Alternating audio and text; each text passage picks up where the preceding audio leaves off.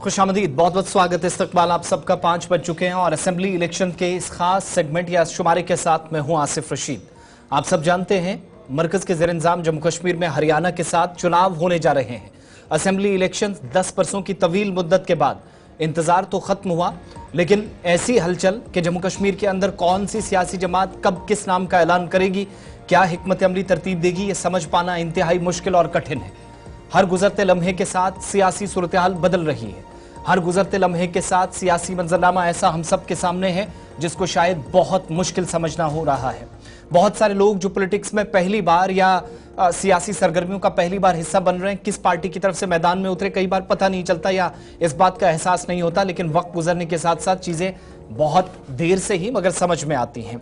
BJP अपनी जगह, कांग्रेस अपनी जगह, नेशनल कॉन्फ्रेंस, पीडीपी, कांग्रेस और इसके अलावा अन्य राजनीतिक दल जो इस समय जम्मू कश्मीर के अंदर काम कर रहे हैं, पर्टिकुलरली जम्मू कश्मीर अपनी पार्टी और उसके साथ काम करने वाली जम्मू कश्मीर के अंदर डेमोक्रेटिक प्रोग्रेसिव आजाद पार्टी भी अपने उम्मीदवारों का ऐलान कर चुकी है। लेकिन यहां से आगे क्या होगा? बीजेपी ने आज पहली लिस्ट जारी की। हंगामा काफी ज्यादा, एहतजाज, प्रोटेस्ट अलग अलग जगहों पर, बिलखुसूस पार्टी दफ्तर जम्मू में। इन मामलात को सुलझाने की कैसे कोशिश है? चिनाब वैली की पहली लिस्ट आई और साथ साथ साउथ कश्मीर की भी, जिन नामों का ऐलान किया गया, एक्सपेक्टेशन से हटकर कुछ नाम आए और कुछ नाम एज एक्सपेक्टेड पहले से हम ये सोच रहे थे या हम देख रहे थे कि शायद इन नामों का ऐलान हो सकता है, जिनकी जबरदस्त परफॉर्मेंस या प्रदर्शन माजी में भी रहा, खासतौर से बीजेपी के एतबार से। लेकिन सवालात उठना भी शुरू हुए। चिनाब वैली के अंदर पर्टिकुलरली, जिस पर पहले फेज में डोडा, किश्तवाड़ और रामबन के अंदर फोकस है, क्या तैयारियां हैं, उस ताल्लुक से बात करेंगे। साथ साथ आपको बताएंगे कि जुनूबी कश्मीर के अंदर भी जैसे जैसे नाम सामने आ रहे हैं, इस वक्त क्या करने की जरूरत है कि इस हंगामे को कम किया जाए। मुख्तलिफ पार्टियां अपने अपने हिसाब से काम कर रही हैं। इधर नेशनल कॉन्फ्रेंस और कांग्रेस की बैक टू बैक मीटिंग्स हो रही हैं, लेकिन कोई भी नतीजा अब तक मीटिंग्स का सामने नहीं आ रहा। थोड़ी देर में उस पर भी चलेंगे। बीजेपी इस मसले को, कि टिकटों का जो मसला है, 2 बड़े बयान हैं, वो आपको सुनाएंगे, क्या सुलझाने की कोशिश कर रही है। सबसे पहले अपडेट आपके सामने रखें और उसके बाद आपको बताएंगे जो चेहरे मैदान में उतारे गए हैं। असेंबली इंतखाबात से पहले हलचल काफी ज्यादा है। बीजेपी की जानिब से 15 उम्मीदवारों की जो नजरसानी शुदा फहरिस्त थी वो सामने आ चुकी है और जम्मू पार्टी दफ्तर में जबरदस्त हंगामा भी इस लिस्ट के सामने आने के बाद ही देखने को मिला। और साथ साथ असेंबली इलेक्शंस के बीच अब से थोड़ी देर पहले जम्मू पार्टी दफ्तर में जहां हंगामे के बाद बयानात भी सामने आए, चूंकि कश्मीर प्रोविंस, सदर्न पार्ट और वादी चिनाब का हिस्सा, जहां के लिए नामों का ऐलान हुआ या अनाउंसमेंट की गई। अब बड़ी बात यह है कि नामों के सामने आने के बाद हिकमत अमली क्या रहेगी। इधर कांग्रेस और नेशनल कॉन्फ्रेंस अगर साथ होती है, जो कि अभी तक बात नहीं बन सकी, ये मुख्तलिफ चेहरे जो आपके सामने इस बार इंतखाबात में पार्टी की जानिब से उतारे गए हैं। कुछ लोग नए हैं जिनको बड़ी जिम्मेदारी इस बार दी गई है। किश्तवाड़ के अंदर आप देखेंगे, डोडा के अंदर देखेंगे, रामबन के अंदर देखेंगे, जहां पर नाम तब्दील हुए और एक्सपेक्टेशन से हटकर इस बार पार्टी की जानिब से किया गया, जिसमें बहुत सारे लोगों के लिए यह हैरानकुन फैसला जरूर था। मगर बीजेपी मजबूत स्ट्रेटेजी के साथ खुद को इस वक्त ग्राउंड पर उतारने की कोशिश में मसरूफ है, ताकि काउंटर बाकी तमाम जमातों का किया जा सके। ये समझने की इस समय इस वक्त कोशिश हो रही है। इस पर भी चलेंगे। ये सारे जो चेहरे आप देख रहे हैं, इनको बनिहाल से लेकर डोडा से भदरवा और बाकी सारे एरियाज में, और ये भी एक लिस्ट है जो आज सामने आ गई, जिसमें स्टार प्रचारक मैदान में उतारे गए। पीएम नरेंद्र मोदी, जेपी नड्डा, राजनाथ सिंह, अमित शाह, नितिन गडकरी, मनोहर लाल खट्टर, जी किशन रेड्डी, शिवराज सिंह चौहान, इसके अलावा जयराम ठाकुर, डॉक्टर जितेंद्र सिंह, योगी आदित्यनाथ, भजन लाल शर्मा, राम माधव, तरुण चुग, आशीष सूद, जुगल किशोर शर्मा, गुलाम अली खटाना, नरेंद्र सिंह, अनुराग ठाकुर, स्मृति ईरानी और दीगर तमाम लोग, जो एक एक करके थोड़ी देर में और भी नाम आपके सामने रखेंगे।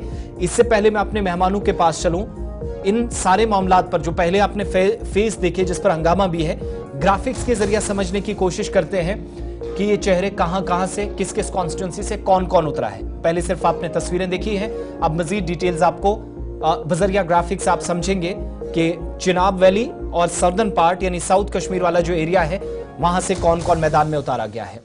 आपके सामने पहले 3 बड़े नाम। पामपुर साउथ कश्मीर से सैयद शौकत गयूर को मैदान में उतारा गया, जो अपनी पार्टी में भी काफी वक्त रहे, बीजेपी के लिए काफी ज्यादा इनकी सर्विसेज हैं और मुश्किल वक्त में खड़े रहे। आज पार्टी ने उसका इनको इनाम भी दिया है। राजपुरा से अरशद भट्ट को मौका मिला है। शोपियां साउथ कश्मीर से जावेद अहमद कादरी को जिम्मेदारी सौंपी गई है, वही जिला जहां पर मिलिटेंसी भी हमने काफी ज्यादा देखी इस इलाके के अंदर। और बीजेपी के एक सरपंच को निशाना भी बनाया गया था 2 महीने पहले। इस एरिया के अंदर बड़ी मुश्किल बार एक्टिविटीज होती है, वहां पर काम किया गया। फर्स्ट फेज की लिस्ट है, 16 कैंडिडेट्स हैं, ये 15 फेज और 16वां थोड़ी देर पहले जो कोकरनाग एसटी वाली सीट से भी आया। अनंतनाग वेस्ट से मोहम्मद रफीक वानी जो कि एग्जीक्यूटिव मेंबर भी बनाए गए थे पिछले दिनों, जम्मू कश्मीर के अंदर वक्फ बोर्ड में उनको जिम्मेदारी दी गई थी। अनंतनाग प्रॉपर से एडवोकेट सैयद वजाहत को जिम्मेदारी सौंपी गई है, इनको मैंडेट मिला है।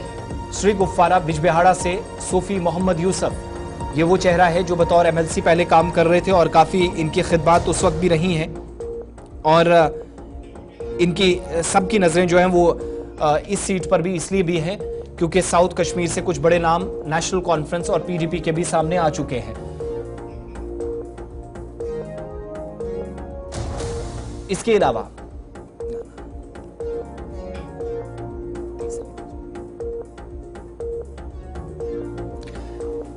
अलावा साउथ कश्मीर से निकलते हुए जब बाहर आते हैं तो पता चलता है कि शांगस अनंतनाग ईस्ट वाली जो सीट है जो डिलिमिटेशन के बाद अलग हुई या इस हिस्से को तकसीम होते हम देख रहे हैं, वीर सराफ को यहां से मैदान में उतारा गया। इंद्रवाल कॉन्स्टिट्यूंसी से तारिक कीन को मैदान में उतारा गया है। किश्तवाड़ से एक बड़ा दिलचस्प नाम आया जहां पर सुश्री शगुन परिहार को मैदान में उतारा गया। नौजवान लीडर है, काफी वक्त से बीजेपी के लिए काम करती रही, इनको जिम्मेदारी सौंपी गई है। ये वो 3 नाम जो पहले 9 फेसेस में हैं। अगले 3 नाम आपके सामने बीजेपी के सीनियर लीडर पाडर नागसैनी से मैदान में उतारे गए। नाम इनका सुनील शर्मा, इस नाम से कोई भी नावाकिफ नहीं है, गैर वाकिफ नहीं है। भद्रवाह से दिलीप सिंह परिहार को मैदान में उतारा गया है। डोडा कॉन्स्टिट्यूंसी से एक दिलचस्प नाम गजे सिंह राणा, थोड़ी देर में हमारे साथ प्रोग्राम का हिस्सा भी बनेंगे, उनके साथ भी बात करेंगे स्ट्रेटेजीज को लेकर। इसके अलावा आखिरी 3 नाम जो आए वो भी बड़े दिलचस्प हैं। बहुत सारे लोगों ने एक्सपेक्ट नहीं किया था कि बनिहाल, रामबन और इस बेल्ट को इस तरीके से टच किया जाएगा, उस पर भी नजर दौड़ाना जरूरी है। और ये वो 3 नाम आपके सामने, डोडा वेस्ट से शक्तिराज परिहार, फॉर्मर एमएलए हैं, एक अच्छा खासा नाम चिनाब वैली के अंदर, किसी तारुफ के मोहताज नहीं है। राकेश ठाकुर रामबन से इस बार चुनाव लड़ेंगे बीजेपी के टिकट पर। बनिहाल से सलीम भट्ट को जिम्मेदारी सौंपी गई है और राकेश ठाकुर का जो नाम है, नीलम लंगे का नाम हमें याद आता है जो माइनॉरिटी मोर्चा के इस वक्त ओबीसी के पर्टिकुलरली सेल के मेंबर भी है, उन पर भी सबके इस चेहरे पर खास तौर से नजर थी कि यहां से आगे क्या होगा, कैसे पार्टी को संभाला जाएगा। बड़ी सारे सवाल पूछे जा रहे थे, लेकिन थोड़ी देर पहले जब मैंडेट आया तो जबरदस्त इस्तकबाल, जबरदस्त स्वागत इनका रामबन के अंदर हुआ। ये सारे वो नाम हैं जो फर्स्ट फेज में कोकरनाग साउथ कश्मीर वाली सीट पे 16वां नाम भी सामने आ गया है। सारे नामों का ऐलान कर दिया गया फर्स्ट फेज के लिए। इससे पहले कंट्रोवर्सी भी बन, उस पर भी चलेंगे, लेकिन इन 15 नामों के सामने आने के बाद प्रोटेस्ट भी देखा गया, नाराजगी भी देखी गई। उस नाराजगी कर पार्टी की लीडरशिप इस वक्त काम करना शुरू हो गई है। शिल्पा गुलिस्तान न्यूज़ नुमाइंदा थोड़ी देर पहले जिन्होंने बात की युद्धवीर सिटी से, जिनको खुद मैंडेट मिला, जो पहली लिस्ट सामने आई, कुछ लोगों ने सवाल भी उठाना शुरू किए कि कुछ बड़े नाम मिसिंग थे, लेकिन इस मसले को कैसे सुलझाने की कोशिश इस वक्त पूरी पार्टी कर रही है, ऑर्गेनाइजेशन कैसे काम कर रही है। सुनील सेठी को, युद्धवीर सेठी के बाद आपको सुनाते हैं और उसके बाद अपने मेहमानों के पास चलेंगे, बातचीत का सिलसिला यहां से आगे बढ़ाएंगे। मौजूद है सर, वर्कर्स के द्वारा, कार्यकर्ता के द्वारा नाराजगी जताई गई है, आप किस तरीके से देखते हैं? जब बड़ा परिवार होता है उसके अंदर जो कर्मठ कार्यकर्ता हैं, जो नींव के पत्थर हैं इस संगठन के, उनको हक है नाराजगी दिखाने का। और उसके बाद अध्यक्ष जी के साथ उनका बैठना हुआ, वही कार्यकर्ता हंसते हंसते यहाँ से गए हैं। पार्टी एकजुट है, एकजुट होकर इलेक्शन लड़ेगी। हर कार्यकर्ता को पता है कि हमारे कार्यकर्ताओं ने और यहाँ के लोगों ने कुर्बानियाँ देकर 370 हटाई है। उसके बाद हम कभी भी अलगाववाद, आतंकवाद और परिवारवाद की राजनीति को पनपने नहीं देंगे। हर व्यक्ति यहाँ पर एकजुट होकर इन ताकतों को ख़त्म करेगा। कैंडिडेट्स की जो लिस्ट जारी हुई थी, कार्यकर्ता का ये कहना है कि काफ़ी लंबे समय से वो काम कर रहे हैं, उन्हें मैंडेट नहीं मिला, और जो बाहर से आए हैं उन्हें मैंडेट मिला। जिनको निराशा है, भारतीय जनता पार्टी एक ऐसी पार्टी है जो कार्यकर्ता निष्ठावान से काम करते हैं, उनको कुछ ना कुछ ये पार्टी देती है। पार्टी समंदर है, आने वाले समय में जब सरकार बनेगी हर व्यक्ति को एडजस्ट किया जाएगा। क्या लगता है कि क्या बदलाव होने वाला है सेकंड फेज और जो थर्ड फेज की लिस्ट जारी? बदलाव आप लोग क्या क्या बोला आपने? कैंडिडेट की लिस्ट जो सेकंड फेज और थर्ड फेज की जारी होगी, क्या बदलाव होगा या नहीं? जो ये मेरा यही कहना है कि कोई भी व्यक्ति निराश ना हो। जिस प्रकार से लिस्ट आई है वो फेस वाइज दोबारा आएगी। जम्मू ईस्ट से आपका भी नाम सामने आया था, क्या लगता है कि क्या होगा? मैं तो धन्यवाद करना चाहता हूँ संगठन का, जो 35 वर्ष मैंने काम किया, आज पार्टी ने मेरे को इस लायक समझा और मैं भी आने वाले समय में भारतीय जनता पार्टी को और ऊपर लेके जाने का कार्य करूँगा। जो हमारी आइडियोलॉजी है राष्ट्रवाद की, उसको और मजबूती दूंगा। यहाँ पर बदलाव होगा या फिर पुरानी लिस्ट फिर से सामने आएगी? मैं कह रहा हूँ कि हर कार्यकर्ता से इंसाफ होगा। जिस कार्यकर्ता का नाम आया है और उनके जो सपोर्टर्स कार्यकर्ता हैं, किसी को निराश नहीं होना चाहिए। एनसी और कांग्रेस पार्टी अलायंस में है, उन्होंने साफ तौर पर स्पष्ट कर दिया है। किस तरीके से आप देखते हैं गठबंधन? चोर चोर मुसेरे भाई हैं। यहाँ पर केजरीवाल कहाँ चले कि क्यों लड़ रहे हैं? यहाँ पे जो फ़ायदा होता है उस प्रकार से ये गठबंधन करते हैं। इनकी कोई आइडियोलॉजी नहीं है, एक ही आइडियोलॉजी है, इस प्रदेश को कैसे लूटना, यही एक आइडियोलॉजी रह चुके हैं इन लोगों की। और जिन लोगों के हाथ में, आज युवाओं के हाथ में हम लोगों ने बैट बल्ला और कंप्यूटर पकड़ाया है, आज ये दोबारा सोचते हैं कि किस प्रकार उनके हाथों में पत्थर पकड़वाकर अपनी राजनीति के तीर साधें, पर ऐसा नहीं होगा। लोगों ने मन बनाया है, यहाँ के लोगों ने भी और कश्मीर के लोगों ने भी। महबूबा मुफ्ती और उमर अब्दुल्ला को हराकर ये बता दिया, संकेत दे दिया वहाँ के लोगों ने कि अब वो उन परिवारों को बर्दाश्त नहीं करते। चलिए, एक तरफ की बात आपने सुनी है, बीजेपी क्लैरिफिकेशन भी दे रही है और साथ साथ मामले को सुलझाने की कोशिश कर रही है। इससे पहले मैं अपने मेहमानों का ओपिनियन लूं, जरा उन लोगों की बात करते हैं जो इस पूरे प्रोसेस से आज नाराज नजर आए। पार्टी दफ्तर में थोड़ी देर पहले तक हंगामा काफी ज्यादा देखने को मिला, जम्मू नॉर्थ की सीट को लेकर, जहां से श्यामलाल शर्मा को मैदान में उतारा गया। जो पहले लिस्ट सामने आई, उसके बाद अगरचे लिस्ट वापस ली गई, डिलीट हुई ऑफिशियल ट्विटर हैंडल से भी, मगर जब लिस्ट सामने आई तो बहुत सारे लोगों ने कहा कि ओमी खजूरिया को मैदान में उतारिएगा, जो पहले पार्टी में 18-20 सालों से काम कर रहे हैं, और ऐसे लीडरान जो बाद में ज्वाइन कर रहे हैं उनको थोड़ा और वक्त मिलना चाहिए। लिहाजा कंसेंसस बनना चाहिए इस बात पे। पार्टी ने फौरी तौर से मुदाखलत की, मामलात को सुलझाने की कोशिश की। फर्स्ट फेज की लिस्ट आई, सेकंड में क्या होगा अभी ये देखना बाकी होगा। इन प्रोटेस्टों का कोई असर होगा, लेकिन एहतजाजी कह क्या रहे थे, जरा उनकी बात आपको सुनते हैं और उसके बाद इस पर आगे बढ़ेंगे। क्योंकि मैं पिछले 18 साल से भारतीय जनता पार्टी का कार्यकर्ता हूं। जैसे एक बच्चा स्कूल निकलता है तैयार होके, मैं भारतीय जनता पार्टी के एक काम के लिए निकलता था, और मैंने पूरे जम्मू कश्मीर में अनुसूचित जाति समाज को भारतीय जनता पार्टी में जोड़ा हुआ। अगर भारतीय जनता पार्टी के मेरे जैसे कार्यकर्ता के साथ अगर ऐसा होता है, जो लोग पैराशूट से आए हैं उनको हमारा अनुसूचित जाति समाज का पूरा समाज उनको उल्टे पांव वापस भेजेगा। इसलिए पार्टी को अपना निर्णय बदलना पड़ेगा। भारत माता की जय, भारत माता की जय। चलिए, ये बात आपने सुन ली, जो लोग प्रोटेस्ट कर रहे थे, और ओबीसी समाज के कुछ लोग जो कि थोड़ी देर पहले उनकी बात भी हमने सुनी। लेकिन जब हम आज की लिस्ट की बात कर रहे हैं, तो इस पर जरा तज्ज़िये और तबसरे को आगे बढ़ाते हैं और बाकी पार्टीज की तैयारी क्या, उस पर भी थोड़ी देर में चलेंगे। मेरे साथ दो खास मेहमान इस वक्त ज्वाइन कर रहे हैं, और सबसे इंपॉर्टेंट चीज यह है कि आज जब हम उस वक्त डिस्कशन कर रहे हैं जब दो बड़ी पार्टियां ये भी डिसाइड करने की कोशिश कर रहे हैं कि इससे आगे मरहला कैसे होगा, नेक्स्ट फेज में हम क्या करेंगे। पहले फेज पे ये भी बात नहीं बन पा रही है, विच मीन्स कि अलायंस की को लेकर मीटिंग इस वक्त श्रीनगर के अंदर चल रही है। पहली मीटिंग बेनतीजा साबित हुई, सेकंड कंटिन्यू करते हुए इस वक्त हम देख रहे हैं, साथ में आप ग्राफिक्स के जरिए चेहरे भी देख रहे हैं जिनको आज पार्टी ने मौका दिया है बीजेपी की। इस पर पहला ओपिनियन भी लेंगे। दो खास मेहमान, गज्जे सिंह राणा साहब हमारे साथ इस वक्त हैं, इनको भी मैंडेट मिला है, डूडा से इस वक्त हमें ज्वाइन किए हैं। बहुत बहुत शुक्रिया, धन्यवाद राणा साहब आपका प्रोग्राम में जुड़ने के लिए। हमारे साथ सैयद नवीद हाशमी हैं, प्रवक्ता हैं जम्मू कश्मीर नेशनल कॉन्फ्रेंस से, डोडा से हमारे साथ इस वक्त ज्वाइन किए हुए हैं। दोनों खास मेहमान हमारे साथ इस वक्त जुड़े हुए हैं, इनका भी ओपिनियन लेंगे। और सबसे इंपॉर्टेंट चीज, यहां से आगे जब हम बढ़ेंगे केंद्र शासित प्रदेश के अंदर, यह अभी पहला मरहला है। कल का दिन भी याद रखिएगा कि 27 तारीख यानी 27 अगस्त, बहुत सारे लोग 3 से 4 बजे तक कोशिश करेंगे कि नॉमिनेशन उनकी फाइल हो जाए। अब मैक्सिमम लोग इंतजार कर रहे थे, खासतौर से जो कांग्रेस और जो नेशनल कॉन्फ्रेंस के थे, उनको ये लग रहा था कि शायद अभी और वक्त है तो ये डिसाइड हो जाएगा कि अलायंस अपना किन किन एरियाज के अंदर करना है, कहां पर कॉम्प्रोमाइज हो पाएगा, दोनों तरीके से बात सुनी जाएगी। ये सारी चीजें जब लोकल लेवल पे डिस्कस करने के बावजूद भी कोई नतीजा नहीं निकला, तो दिल्ली से हमने देखा कि इसमें मुदाखलत की गई, इंटरफेरेंस हुई। इस वक्त भी केसी वेणुगोपाल, सलमान खुर्शीद, इसके अलावा बाकी तमाम लोग या जो पार्टी काडर है, टॉप लीडरशिप है, वो इस वक्त श्रीनगर के अंदर मौजूद है। उस मीटिंग पर भी चलेंगे, थोड़ी देर में देखेंगे क्या वहां से निकलेगा। जरा ओपिनियन लेते हैं अपने मेहमानों का भी। राणा साहब, बहुत शुक्रिया आपका भी, और Syed Naveed Hashmi, thank you so much आप दोनों का इस कार्यक्रम का हिस्सा बनने के लिए। राणा साहब, पहले तो बहुत बहुत मुबारक हो आपको, पार्टी ने एक बड़ी जिम्मेदारी दी है।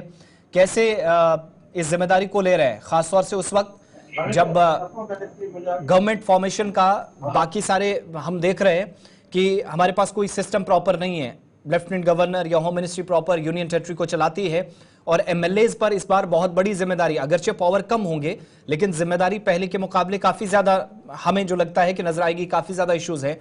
इस सारे प्रेशर के बीच में पार्टी ने आपको जो जिम्मेदारी दी, मैं उस पर जरा आपका फर्स्ट रिएक्शन लेना चाहूंगा।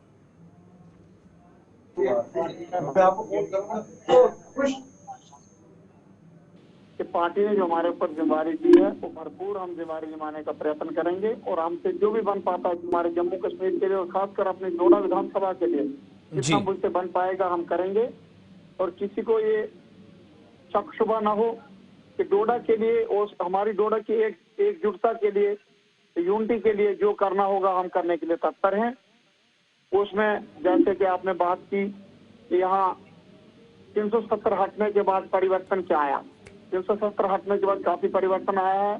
आज हम हर एक व्यक्ति, इतना जोश का माहौल है यहाँ पे। आज हमने देखा डोडा में कृष्ण जन्माष्टमी का महोत्सव था। इलेक्शन के चलते हुए इतनी परेशानी रहती कि हमें पिछले दिनों जब हमने काफी ये देव देखा है, लेकिन आज में कृष्ण जन्माष्टमी का त्योहार भी हुआ और अपना इलेक्शन का पल भी चलता रहा। इतना स्मूथली हुआ कि कोई किसी को कोई परेशानी नहीं हुई, बड़ी खुशी खुशी के साथ ये कार्यक्रम हुआ। ये सारा कार्यक्रम जो हुआ है हम एडमिनिस्ट्रेशन की सतर्कता और सजगता के कारण ये देख रहे हैं और मैनेजमेंट की तरह देखते हैं।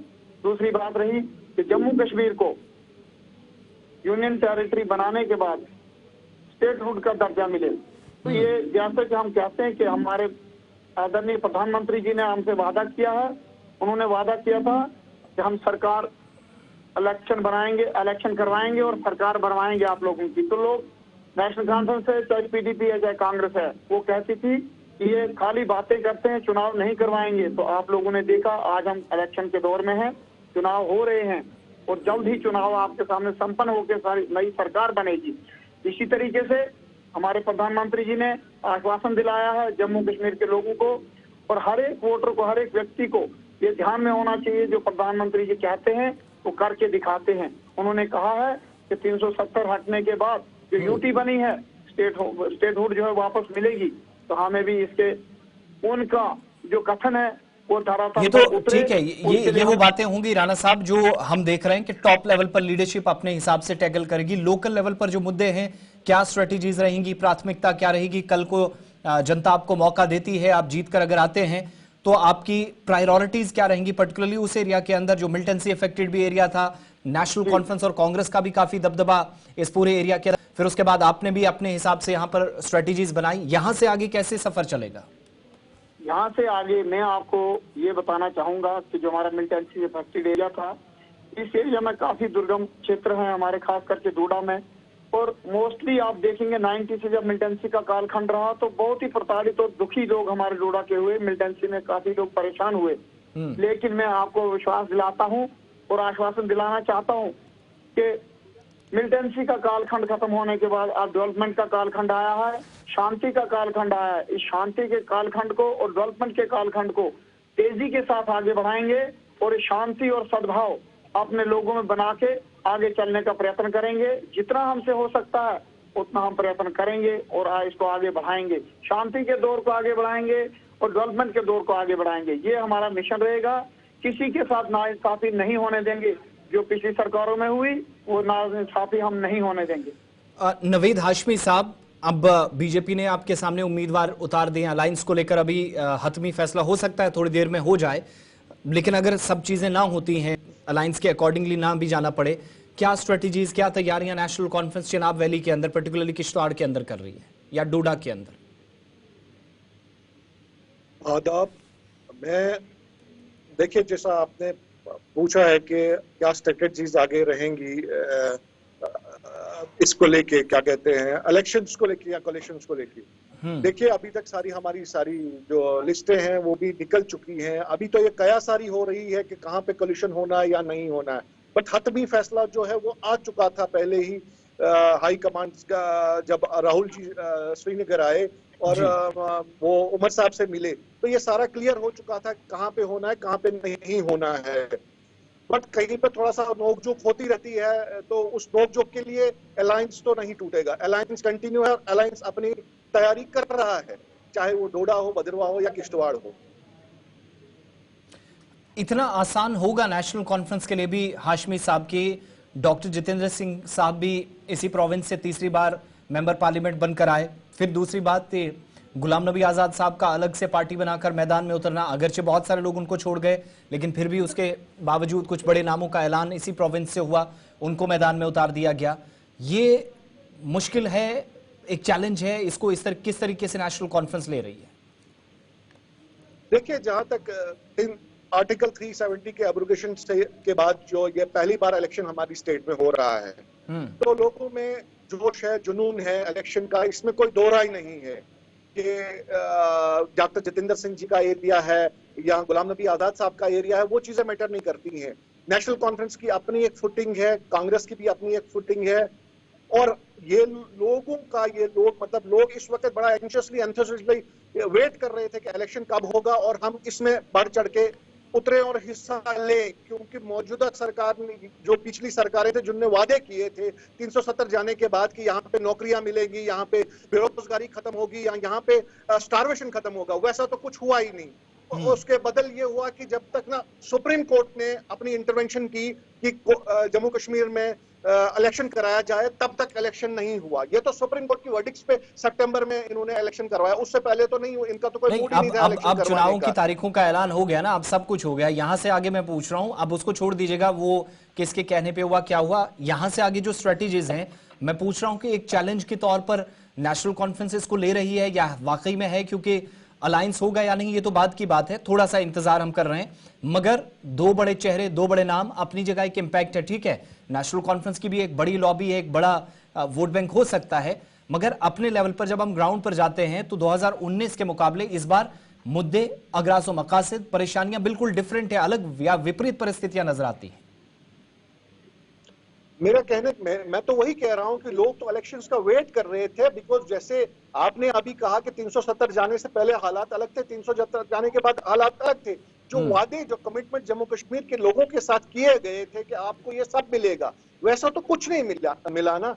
रिजल्ट ये हुआ कि इंटरवेंशन के बाद इलेक्शन हो रहे हैं और लोग इस वक्त बहुत ज्यादा जोश में हैं, बिलखुसूस नौजवान इस वक्त बहुत जुनून में है कि इलेक्शन होने चाहिए, और इलेक्शन हो के जो सामने प्रोडक्ट आएगा या जो भी रिजल्ट होंगे वो मुझे लगता है कि वो बड़े फ्रूटफुल होंगे। और चैलेंजेस तो हर इलेक्शन में होती रहती है, 370 से पहले भी होते थे, आज भी चैलेंज है, तो चैलेंज कोई नया नहीं है इलेक्शन के, इसमें बिल्कुल में चैलेंजेस हर वक्त होती रहती है। गजेंद्र सिंह राणा साहब, ये जब चैलेंज वाली बात हो रही है तो अब नेशनल कॉन्फ्रेंस कांग्रेस अगर इकट्ठी हो गई, ये जो बड़े नाम मैंने गिनवाए, इनका अपना वोट बैंक तो है ही, लेकिन अलायंस का भी एक अपना इंपैक्ट होता है। कहीं पर आप थोड़ा बहुत कम भी होता है वोट, कहीं पर जरूरत से ज्यादा भी हो जाता है।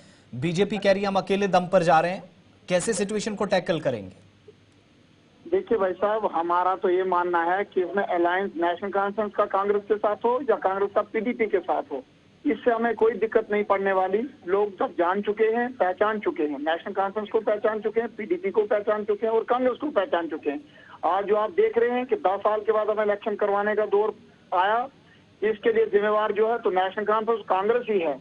जम्मू कश्मीर की समस्या जो हुई है, जो पैदा हुई है, ये समस्या का जो मूल जड़ है तो नेशनल कॉन्फ्रेंस और कांग्रेस है।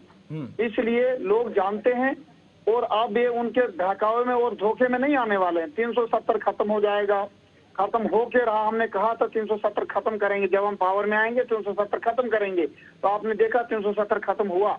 ये लोगों को तब भी धोखा देते थे, आज भी ये धोखा दे रहे हैं, चाहे नेशनल कॉन्फ्रेंस है चाहे कांग्रेस है। अपने बेनिफिट के लिए ये कुछ भी कर सकते हैं। मैनिफेस्टो में क्या अलग और डिफरेंट होगा जो नेशनल कॉन्फ्रेंस, पीडीपी और बाकी, या कांग्रेस पार्टी का भी आया नहीं, लेकिन सवाल आप पहले से उठा रहे हैं, आप कुछ अलग करें, कुछ नया लाएं जिससे सारे लोग सेटिस्फाइड हों? What we are expecting right now? सबसे पहले हमारा मैनिफेस्टो में जो है, मैनिफेस्टो की मैनेजमेंट टीम है, वो चाहे स्टेट लेवल की हो चाहे जिला लेवल की हो, वो टीम अलग से बनी हुई है, वो अपना काम पे लगी हुई है। लेकिन मोटे तौर पर मैं आपको बताऊं डेवलपमेंटल एजेंडा जो हमारा है वो फर्स्ट प्रायोरिटी पर रहेगा। सबका साथ, सबका विकास, सबका प्रयास, वो हमारा एजेंडा बरकरार रहेगा। उसी एजेंडे के ऊपर हम आगे फोकस करेंगे। लेकिन डेवलपमेंट के लिए है शांति, सबसे पहले शांति होगी तो ही डेवलपमेंट की तरफ हम ध्यान दे सकते हैं। जो पिछला हमारा कालखंड जो हमें जाया हुआ हमसे, वो कांग्रेस और नेशनल कॉन्फ्रेंस की देन है। आगे ऐसा लोग नहीं चाहेंगे कि फिर से दोबारा कोल्यूशन करके और ये लोग सरकार राणा में साहब, आएं। सरकार ऐसा कभी आपकी नहीं होगा। थी, टाइम वेस्ट करने का आप जिम्मा किसी और पर डाल रहे हैं, ये तो मुनासिब नहीं ना है।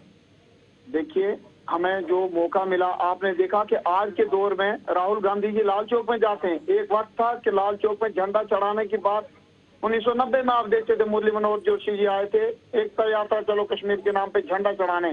तो सरकार यहाँ पे कांग्रेस की और नेशनल कॉन्फ्रेंस की नहीं, थी। ये चाहते दूसरी थे- बात है। मैं लोकल लेवल पे पूछ रहा हूं कि मुद्दे आपके जो हैं वो तो आप गिनवा रहे हैं, लेकिन जब ये पूछा जाता है या जवाबदेही की बात आती है कि इतनी लेट से, ठीक है अब चुनाव हो रहे हैं, बड़े लोग इस बार काफी पुरजोश नजर आ रहे हैं, जब ये पूछा जाता है कि लेट चुनाव हो रहे हैं तो ये ठीकरा क्यों बाकी पार्टियों के सर पर फोड़ा जाता है जब आप सिस्टम का खुद हिस्सा थे 10 साल तक? बिल्कुल बिल्कुल, हमारा आपका कहने का मतलब सही है। लेकिन आप देखते हैं कि जो यहाँ पे मैं आपको बता रहा हूँ कि इस पिच को खराब किया गया था, जो हमारी डोडा की जो वातावरण है, जम्मू कश्मीर का वातावरण है, इस वातावरण को खराब जो पिछले 60 सालों से किया, उसको 10 साल तो हमें इसको सेट करने में लगा है। और आज की डेट में आप देखते हैं कि रात को 12 बजे 1 बजे रात को हमारा एक व्यक्ति सिंगल घूमता है और बाजार में हमारी महिला शक्ति जो मातृशक्ति वो बाजार में घूमती, कोई किसी किस्म का डर नहीं है। तो इसको माहौल को बनाने में भी ये दौर आया। हम ये नहीं चाहते हैं किसी प्रेशर में, किसी के दबाव में आके कोई वोट डाले। हम चाहते हैं अपनी मर्जी से डाले और आप जो उसका मन करता है डेवलपमेंट के ऊपर वोट डाले। इसीलिए आप हमें ये समय लगा, प्रेशर की वजह से वोट न डाले। तो आज आप देखते हैं ठीक है, चलिए, वातावरण में देर से ही लोगों आपने को मान तो मौका है। लिया। पहले आप कह रहे थे कांग्रेस बीजेपी, कांग्रेस और नेशनल कॉन्फ्रेंस जिम्मेवार है, अब आप कह रहे हैं हमारी गलती। ठीक है, नवेद हाशमी साहब, मकामी सतह पर मुद्दे बहुत ज्यादा हैं, बिजली, पानी, सड़क, स्कूल, सेहत से आप शुरू करेंगे, अनगिनत मुद्दे हैं जहां पर कई तरह की मुश्किलें हैं। और जिस प्रोविंस के, जिस खिते के अंदर पर्टिकुलरली आप हैं, वहां पर पाडर, नागसेनी, दक्षिण मड़वा जैसे दूर दराज इलाके जो किश्तवाड़ में, फिर डोडा के दूर दराज इलाके, भद्रवाह को कनेक्ट करने वाले रास्ते, राब्ता सड़कें नहीं है, तरह तरह की मुश्किलें हैं। इज इट पॉसिबल कि लोगों का इतनी मुश्किलें होने के बावजूद भी आप कॉन्फिडेंस या उनका दिल जीत पाएंगे, एतमाद बहाल कर सकेंगे, ये कहकर कि 5 अगस्त 2019 को जो हुआ हम उस पोजीशन को बहाल करके सारी चीजें करेंगे? ये बात आप उस वक्त कर रहे हैं, याद रखिएगा, जब स्टेट के अंदर जो भी एमएलए या चीफ मिनिस्टर बनेंगे बाख्तियार मुकम्मल तौर पर नहीं होंगे, एम्पावर्ड नहीं होंगे फुली। देखिए, जहां तक बात अभी तक मेरे दोस्त बात कर रहे थे कि 10 साल में नेशनल कॉन्फ्रेंस और ये सारा कांग्रेस का किया हुआ है, मैं सिर्फ इनसे यह पूछना चाहता हूं कि 2014 के बाद जब इन्होंने पीडीपी के साथ सरकार बनाई और 3 साल ये सरकार में रहे, उस टाइम में इनकी अचीवमेंट्स क्या रही, उसके बाद आर्टिकल 370 के एब्रोगेशन के बाद 2024 तक की क्या अचीवमेंट्स इनकी रही। इन्होंने बोला 50,000 नौकरियां देंगे, नहीं दी। इन्होंने बोला 15 लाख पैसा आएगा, नहीं दिया। इन्होंने बोला सबका साथ सबका विकास होगा, कुछ नहीं हुआ। और दूसरी बात जो आप कहते हो कि किश्तवाड़, पाडर या डोडा, ये सारी चीजें, ये सारी चीजें इस वक्त जो हमारा मंशूर है, जो हमारा मैनिफेस्टो है, जो हमने इस वक्त लाया है, ये भी बीजेपी के लिए इस वक्त एक मतलब एक फ्रस्ट्रेशन बन चुकी है। इन्होंने तो ये कभी सोचा ही नहीं था कि नेशनल कॉन्फ्रेंस 370 के बगैर कुछ लेके लोगों में आएगी। इसलिए जो इस वक्त का हमारा मंशूर है, जो हमारा मैनिफेस्टो है, जिसमें हमने बिजली का वादा किया, पानी का वादा किया है, वुमेन एम्पावरमेंट का वादा किया है, ये सारी चीजें इनके लिए तो मुसीबत हो गई, क्योंकि जो इन्होंने हम पहले देना था अपने टाइम में, अगर स्टेट में सरकार नहीं थी, सेंटर में थी, क्या ये लोग को बिजली नहीं दे सकते थे? जिन्होंने नौकरियों का वादा किया था 2 लाख नौकरियों का, वो कहां गई? उसके बाद हमारे नेचुरल रिसोर्स को लूट के बाहर के एंटरप्रेन्योर्स को यहाँ पे लाया गया, उनसे काम करवाए जा रहे हैं। हमारा जो, मैं चिनाब वैली की बात करूंगा, चिनाब वैली इस वक्त सबसे नेचुरल रिसोर्सेज पे सबसे टॉप पे है, बट सबसे जीरो कर दिया गया है इन लोगों की नीतियों की वजह से। और ये इस वक्त बात करते हैं नेशनल कांग्रेस की। हमारा एजेंडा इस वक्त जो है, मैनिफेस्टो जो हमारा, वो बिल्कुल क्रिस्टल क्लियर है, जो हम लोगों को दे सकते हैं। ठीक है, राणा साहब एक रिस्पॉन्स कर देंगे, मुस्कुरा रहे थे बड़ी आपकी बात सुन के। राणा साहब इन सवालों के जवाब दे दीजिएगा, वक्त बहुत कम है मेरे पास। राणा साहब, हाँ, जैसा कि इन्होंने कहा जी, नवीद हाशमी साहब जो बात कर रहे थे कि हमारे यहाँ पर इन्होंने कहा कि कोई डेवलपमेंट का इशू ही नहीं रहा बीजेपी का। हमारा कहना ये है कि डेवलपमेंटल इशू हमारे तब भी थे, आज भी हैं। डेवलपमेंट हमारा प्राथमिकता है, डेवलपमेंट ही सब, लेकिन डेवलपमेंट के लिए वातावरण की बहुत जरूरत है। मैंने आपको पहले ही बताया, पिछला जो कालखंड रहा 19 से लेकर आज तक हमारे जम्मू कश्मीर में जो स्थिति रही, कांग्रेस और नेशनल कॉन्फ्रेंस की देन थी। तो डेवलपमेंट की तरफ लोग सोचते कैसे थे? आज लोगों को डेवलपमेंट की याद आ रही है, आज शांति है, आज माहौल को हमने अच्छा बनाया हुआ है। तो आज हम डेवलपमेंट की बात कर रहे हैं। आज हर एक व्यक्ति अपने आप को सुरक्षित समझ रहा है। सुरक्षित जो आज सुरक्षा जो है वो भाजपा की ही देन है। जब हमें सुरक्षा मिली है तो ही हम डेवलपमेंट की तरफ सोच सकते हैं, वरना नेशनल कॉन्फ्रेंस का जो कालखंड गया है, का दौर गया है, उस समय तो लूट मची उस समय थी। उस समय एक पंचायत में जब हम IAY की बात करते हैं, 1 या 2 मकान पंचायत में आते थे और उस व्यक्ति को वो मकान मिलता था जिसने नेता के घर के जाके अपने जूते 10 बार जूते अपने घस कर खत्म कर दिए हों, उनका तलवा घस जाता था और उस चापलूसी के कारण उस व्यक्ति को मकान मिलता था। आज आप देखते हैं अगर राणा साहब फिर से नेशनल कॉन्फ्रेंस या कांग्रेस ही इनमें से जीत कर कोई आएगी तो आपकी फिर तो सपोर्ट मजबूरन करनी पड़ेगी ना। अगर आपने ठीक कर दिया, इसके बावजूद भी अपोजिशन वाले जीत जाते हैं, कहीं तो आपको फिर ठहरना पड़ेगा, हाथ खड़े करने पड़ेंगे कि आप ठीक हैं, हमसे गलतियां हुई हैं। आपका कहने का मतलब जो जीत के आएगी वो तो पब्लिक देखेगी और आप खुद देखेंगे 4 तारीख को रिजल्ट सामने आएगा। मैं कोई डिक्लेयर नहीं कर रहा हूं, मैं एक मिसाल आपको दे रहा हूं। आप कह रहे हैं कि ये सारा सिस्टम अब खत्म होगा, जो कुछ चीजें बीच में गलतियां भी हुई। मैं कह रहा हूं कि अगर दूसरी पार्टी भी आती है तो क्या ये चीज जरूरत नहीं है जिस चीज पर सबसे ज्यादा फोकस है? मैं आपसे सवाल पूछ रहा हूं कि बिजली, पानी, सड़क की जरूरत है, आप मुझे बता रहे हैं लाल चौक में हालात अच्छे हो गए। किश्तवाड़ डोडा वालों का लाल चौक से कोई लेना देना नहीं है। इसी तरीके से नेशनल कॉन्फ्रेंस 1953, 47 की बात करेगी, आज के हालात से कोई उसका लेना देना नहीं। मैं हर फील्ड में आपको बता रहा हूँ। जैसे मैंने आपको PMAY की बात की, हर पंचायत में 200 से 300 मकान हमने बनाने का आज प्रयत्न किया और हो रहे हैं। आप बिजली देख रहे हैं, हर गांव तक बिजली पहुंच रही है, हर घर तक नल पहुंच रहा है और नल में जल पहुंच रहा है। ये आज की सरकार है और मोदी जी की सरकार के नेतृत्व में ये चल रहा है। ये आज तक ये संभव नहीं था। किसी गरीब ने ये चीज नहीं सोची थी कि हमें बिन पूछे घर तक जल पहुंचेगा और नल पहुंचेगा, किसी ने नहीं सोचा था। हर घर तक बिजली पहुंचेगी, ये किसी ने नहीं सोचा था। देख रहे हैं, आज सोचने की बात नहीं, आज हम कर रहे हैं और ये हो रहा है। आप देख रहे हैं कि आज बिजली लोगों के घरों में है, सड़क का कितना जाल बिछा हुआ है पूरे डोडा में। आज कोई ऐसा इलाका नहीं है, आज हम 10 दिन के अंदर पूरी कांचौंसी में एक गाड़ी में बैठ के पूरी कांचौंसी घूम सकते हैं। पूरे तरीके से काम इससे भी बेहतर हो, तमाम पार्टियां मिलकर करें, जो भी जीत कर आए। ये तो आवाम को तय करना है। 4 अक्टूबर 2024 को नताइज हम सबके सामने आएंगे। जो भी जीते वो सिकंदर जरूर कहलाएगा, मगर उम्मीद है कि अवामी मसाइल को, लोगों के, जनता के मुद्दे वो प्रायोरिटी में रखेंगे और मुश्किलात से निजात कम से कम दिलाने के मकसद से और साफ नीति से काम हो। आप दोनों का, सैयद नवीद हाशमी साहब और गजीत सिंह राणा साहब, बहुत बहुत शुक्रिया और बेस्ट विशेष भी हमारी तरफ से। आप इस बार मैदान में जाएंगे, लोगों ने फैसला करना है, लेकिन यहाँ पर इस प्रोग्राम को लेकर जितना भी फीडबैक आपका था वो बहुत जरूरी होता है, जिसमें सवाल भी होते हैं, आप लोगों का ओपिनियन भी होता है, जो हम तक पहुंचना बहुत जरूरी है, लाजमी है। जरूर अपने सवालात, जो आपको ऐतराज लगता है वहां पर उंगली खड़ी कीजिएगा, जरूर बताइएगा, पिन पॉइंट करें कि कहां पर गलती कोताही है, ताकि आपकी रहनुमाई हमारी रहनुमाई होती रही आपकी वजह से, तो इस प्रोग्राम को मजीद बेहतर बनाया जा सके। बहरहाल जम्मू कश्मीर के सियासी मामलात पर गुफ्तगू शनीद का सिलसिला जरूर जारी रखेंगे आइंदा प्रोग्रामों में। इस प्रोग्राम में मेरे साथ बस इतना ही।